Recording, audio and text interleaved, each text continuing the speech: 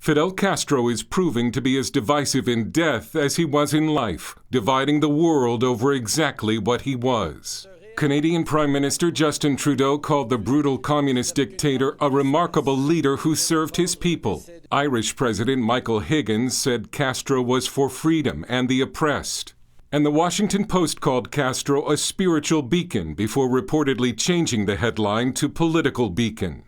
Cuban-American Congresswoman Ileana Ros-Lehtinen has a much different view. The truth is that he was a sadistic murderer who brought great suffering to the 11 million people of Cuba. He should not be revered, he should be reviled. Texas Senator Ted Cruz, whose father fled Cuba and whose aunt was jailed and tortured by Castro, said the U.S. should not send a representative to the funeral. The road to Havana paved with glory for rebel chieftain Fidel Castro. Fidel Castro came to power promising a socialist utopia. He created an impoverished island prison. Before Castro, Cuba had one of the higher living standards in the world. After Castro, it is one of the world's poorest, most oppressed nations. On the streets of Havana Sunday, it was eerily quiet. In Miami, the city built by Cuban exiles, exuberance. During his decades in power, Fidel Castro was a source of suffering for millions, sending his opponents to prison or to their deaths, forcing Cubans into exile and separating families. And Cubans in Miami know another Castro is still in power. Raul Castro, Fidel's younger brother and president, has been running the country since at least 2008.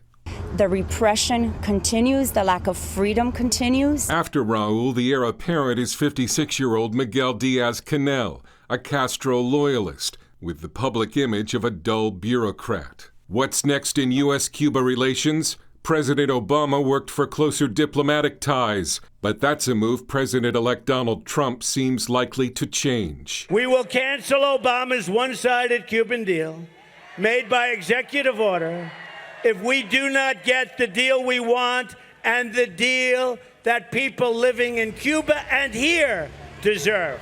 Trump, in a statement, called Castro a brutal dictator who oppressed his own people for nearly 6 decades. Fidel Castro's legacy is one of firing squads, theft, unimaginable suffering, poverty, and the denial of fundamental human rights. In his statement, President Obama avoided praising the dictator, simply saying that history will judge. Dale Hurd, CBN News.